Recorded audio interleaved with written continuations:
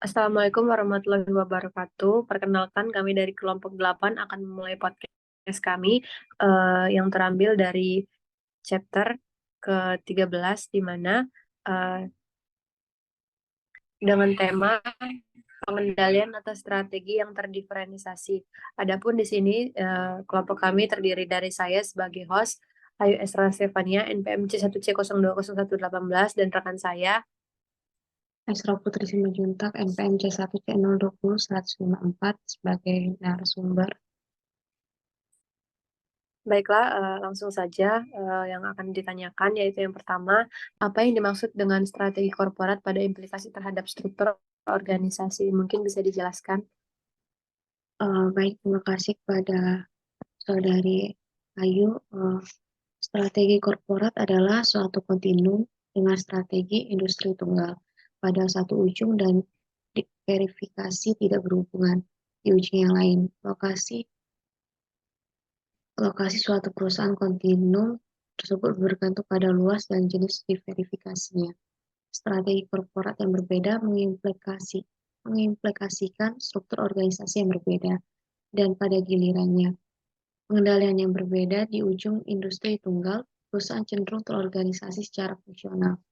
Manajer senior bertanggung jawab untuk mengembangkan strategi perusahaan secara keseluruhan guna bersaing dalam industri yang dipilihnya, serta untuk strategi fungsional dalam bidang-bidang seperti penelitian dan pengembangan, produksi, dan pemasaran. Tetapi tidak semua perusahaan industri tunggal diorganisasi secara fungsional. Ketika suatu perusahaan berpindah dari ujung industri tunggal ke ujung lainnya, diverifikasi yang tidak berhubungan, otonomi dari manajer unit bisnis cenderung untuk meningkat karena dua alasan.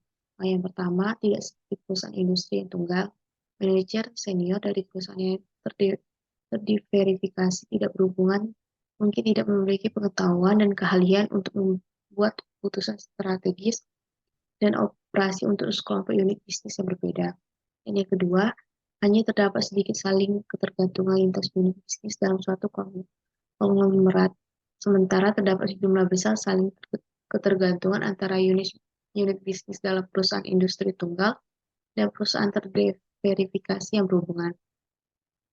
Saling ketergantungan yang lebih besar membutuhkan lebih banyak intervensi oleh manajer puncak. Mungkin itu saja yang bisa saya sampaikan kembali. Baiklah, terima kasih atas jawabannya. Saya akan beralih ke pertanyaan yang berikutnya. Sebelumnya sudah dijelaskan mengenai implikasi terhadap struktur organisasi. Pertanyaan berikutnya, bagaimana implikasi terhadap pengendalian manajemen? Baik, terima kasih pada Saudari Ayu. Bagaimana implikasi terhadap pengendalian manajemen setiap organisasi, bagaimanapun selaras strukturnya dengan strategi pilihannya. Tidak dapat secara efektif menerapkan strateginya tanpa sistem pengendalian. Manajemen yang konsisten. Sementara struktur organisasi menentukan hubungan pelaporan serta tanggung jawab dan wewenang dari manajer yang berbeda. Hal itu memerlukan sistem pengendalian yang dirancang dengan memadai agar dapat berfungsi secara efektif. Perusahaan-perusahaan industri tunggal dan terdiverifikasi yang berhubungan memiliki kompetensi inti tingkat korporat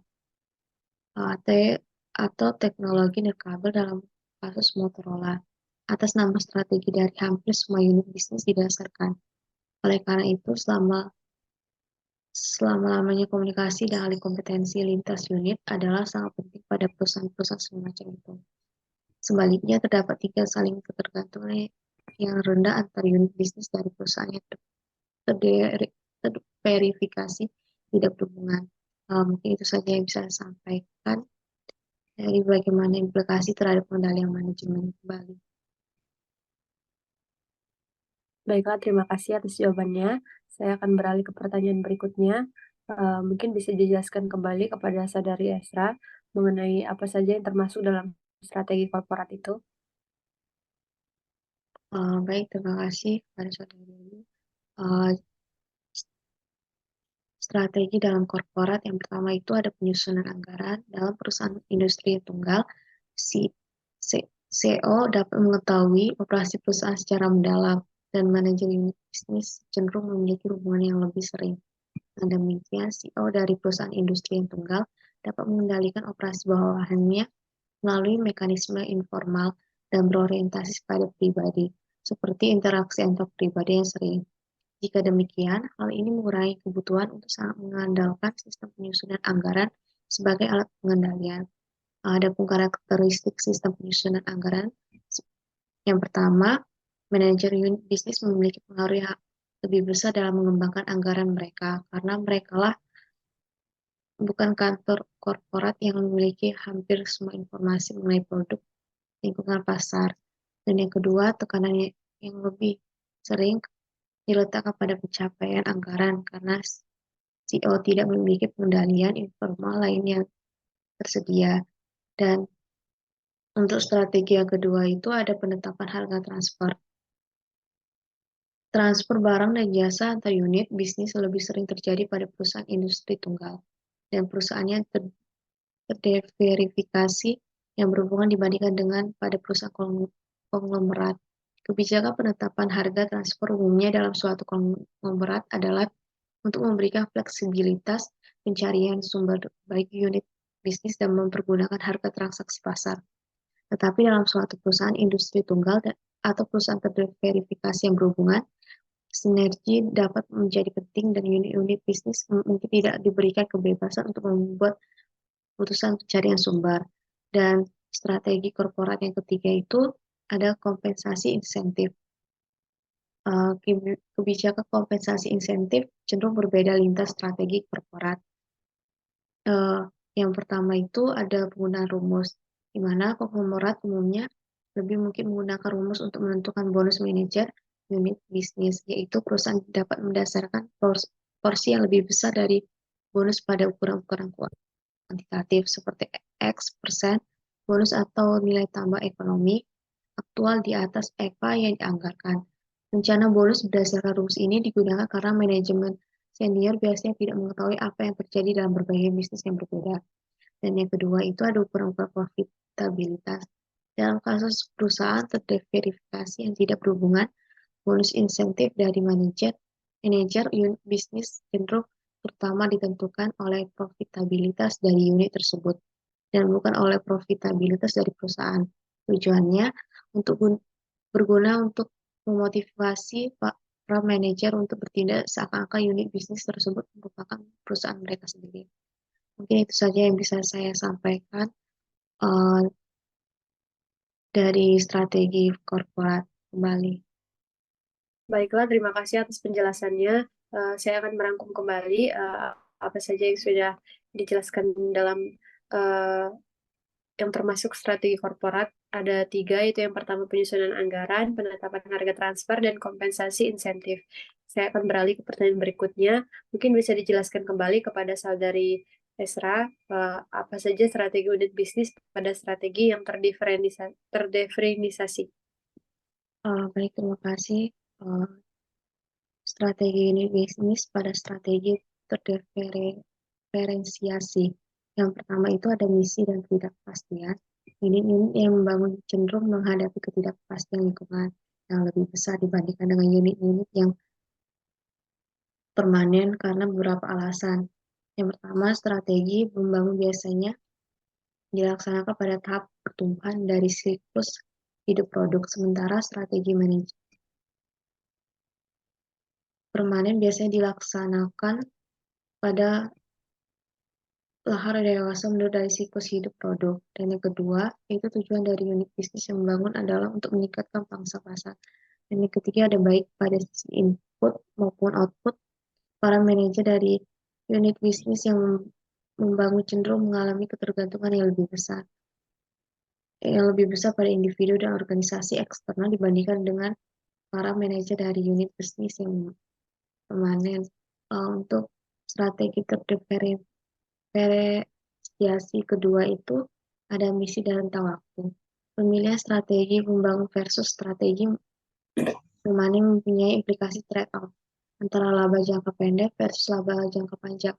Strategi membangun pangsa pasar meliputi pemotongan harga, pengeluaran bank yang besar, dan pengeluaran pengembangan pasar utama. Tindakan-tindakan ini ditunjukkan untuk membangun kepemimpinan pasar namun tindakan-tindakan tersebut menekan laba jangka pendek. Dan yang ketiga itu ada perencanaan strategi. Dalam mendesain proses perencanaan strategi, beberapa masalah desain perlu dipertimbangkan. Respon dari suatu unit bisnis terhadap masalah ini cenderung bergantung pada misi yang dikejarnya. Tidak Ketika lingkungan adalah tidak pasti, proses perencanaan strategi menjadi sangat penting. Manajemen perlu memikirkan mengenai bagaimana cara untuk mengatasi ketidakpastian tersebut. Dan ini biasanya memerlukan pandangan perencanaan yang lebih jauh dibandingkan dengan apa yang dimungkinkan oleh anggaran tahunan. Jika lingkungan tersebut adalah stabil, mungkin mungkin tidak dapat mungkin tidak terdapat proses perencanaan strategi sama sekali atau hanya rencana strategi umum. Dengan demikian, proses perencanaan strategi adalah lebih kritis dan lebih penting untuk unit bisnis yang membangun dibandingkan dengan unit bisnis yang memanen. Meskipun demikian, beberapa perencanaan strategi dari unit bisnis yang memanen mungkin diperlukan karena rencana strategi perusahaan secara keseluruhan harus mencakup seluruh bisnisnya untuk secara efektif menyeimbangkan arus kas. Dan yang selanjutnya itu ada penyusunan anggaran. Implikasi untuk mendesain sistem penyusunan anggaran guna mendukung berbagai misi, aspek-aspek perhitungan dari analisis varians yang membandingkan hasil aktual dengan anggaran mengidentifikasi varians. Varians sebagai menguntungkan atau tidak menguntungkan, tetapi suatu varians yang menguntungkan tidak berarti mengimplikasikan kinerja yang memuaskan. Tidak berarti juga bahwa varians yang tidak menguntungkan menunjukkan kinerja tidak memuaskan. Kaitan antara varians yang menguntungkan dengan varians yang tidak menguntungkan di satu pihak dengan kinerja yang memuaskan atau tidak memuaskan. Di pihak lain bergantung pada konteks strategi dari unit bisnis yang dievaluasi. Perbedaan-perbedaan tambahan berikut ini dalam proses penyusunan antara kemungkinan besar ada di antara unit bisnis yang membangun dan unit bisnis yang memanen. Yang pertama itu ada berkembalikan dengan unit bisnis yang memanen. Revisi anggaran kemungkinan lebih sering terjadi untuk unit bisnis yang membangun, karena perubahan lingkungan produk pasarnya lebih sering terjadi. Yang kedua ada manajer unit bisnis yang membangun, mungkin mempunyai input dan pengaruh yang lebih besar dibandingkan dengan manajer unit bisnis yang memanen dalam memformulasikan anggaran. Dan selanjutnya itu ada sistem insentif. Dalam merancang paket kompensasi insentif bagi manajer unit bisnis, ada pertanyaan. Pertanyaan yang pertama itu, berapakah sebaiknya ukuran pembayaran bonus insentif relatif terhadap gaji pokok manajer umum? Haruskah pembayaran bonus insentif tersebut mempunyai batas alas? Dan yang pertanyaan kedua itu, ukuran-ukuran kinerja manakah yang sebaiknya digunakan ketika memutuskan penghargaan bonus insentif manajer umum? Jika beragam ukuran kinerja dipergunakan, bagaimana sebaiknya ukuran tersebut diberi bobot? Dan yang pertanyaan ketiga itu, seberapa andalnya penilaian subjektif dalam memutuskan jumlah bonus? Yang keempat, pertanyaan keempat, seberapa sering penghargaan insentif diberikan? Selanjutnya itu unggulan kompetitif. Suatu unit bisnis dapat memilih untuk bersaing baik sebagai remain berdiferensiasi atau sebagai remain biaya rendah. Memilih pendekatan diferensiasi dan bukannya pendekatan biaya rendah. Meningkatkan ketidakpastian dalam lingkungan tugas unit bisnis karena 3 alasan. Yang pertama, inovasi produk adalah lebih penting bagi unit bisnis diferensiasi. Hal ini sebagian disebabkan karena unit bisnis diferensiasi pertama fokus pada keunikan dan eksklusivitasnya yang memerlukan inovasi produk lebih besar. Dan yang kedua itu, unit bisnis biaya rendah biasanya cenderung untuk mempunyai lini produk yang sempit guna meminimalkan biaya penyimpanan, persediaan, dan memperoleh manfaat dari skala ekonomi. Yang ketiga, unit bisnis biaya rendah biasanya menghasilkan produk sederhana yang bersifat komoditas. Nah, produk-produk ini sukses semata-mata karena memiliki harga dari sistem pengendalian untuk unit bisnis biaya rendah. Dan unit bisnis diferensiasi adalah serupa dengan telah diuraikannya sebelumnya untuk unit bisnis yang memanen dan unit bisnis yang membangun. Hal ini disebabkan karena ketidakpastian dihadapi unit bisnis biaya rendah dan unit bisnis diferensiasi adalah serupa dengan ketidakpastian yang dihadapi oleh unit bisnis yang memanen dan membangun. Mungkin itu saja yang bisa saya sampaikan kembali. Baiklah, terima kasih atas penjelasannya. Di sini saya bisa mengambil poin-poin bahwa ada 6 strategi unit bisnis, yaitu yang pertama misi dan ketidakpastian, kedua misi dan ruang waktu, ketiga perencanaan strategis, keempat penyusunan anggaran, kelima sistem kompensasi insentif, dan yang terakhir keunggulan kompetitif. Saya akan beralih ke pertanyaan berikutnya. Dari ketiga strategis tingkat korporat, manakah yang memiliki kinerja yang tinggi, dan kemukakan alasannya? Baik, terima kasih. Uh, saya ulangi pertanyaannya, dari ketiga strategi tingkat korporat manakah yang memiliki kinerja yang tinggi dan alasannya. Menurut saya semua strategi bagus dan memiliki kelebihan dan kekurangan masing-masing. Jika ingin mengetahui strategi tingkat korporat mana yang tinggi, sebaiknya disesuaikan dengan kebijakan perusahaan. Kebijakan perusahaan harus sejalan dengan strategi yang akan digunakan antara perusahaan yang satu dengan yang lainnya. Memiliki kebijakan yang berbeda sehingga bisa saja strategi yang digunakan juga berbeda. Mungkin itu saja yang bisa saya sampaikan kembali. Baiklah, terima kasih atas jawabannya. Saya akan beralih ke pertanyaan berikutnya. Apa saja risiko dari strategi tingkat korporat dan strategi unit bisnis bagi perusahaan? Mungkin bisa dijelaskan, Saudari Esra. Untuk risiko dari strategi tingkat korporat dan strategi unit bisnis bagi perusahaan, uh, mungkin perlu kita ketahui risiko adalah hal yang tidak bisa dihindari.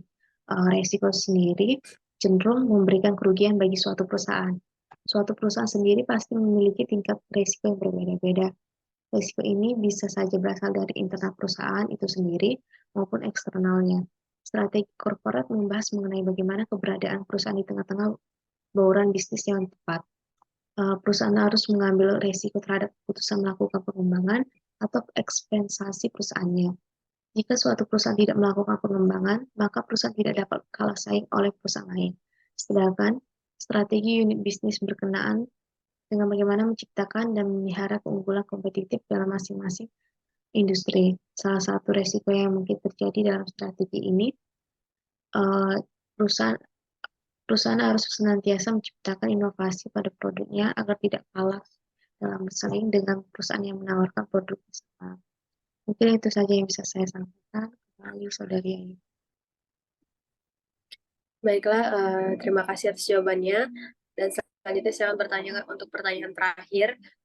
Mungkin bisa dijelaskan bagaimana strategi suatu perusahaan agar dapat terus memanfaatkan internet untuk mengoptimalkan laba dan rata-rata, tetapi meminimalisir rahasia atau informasi penting perusahaan bagi para pesaing. Baik, terima kasih atas pertanyaannya. Mungkin kondisi saat ini mengharuskan perusahaan untuk banyak terhubung dengan internet karena pesaing bisa saja mendapatkan informasi lebih mudah terkait perusahaan. Tapi sebagai seorang manajer harus bisa menggunakan internet dengan bijak.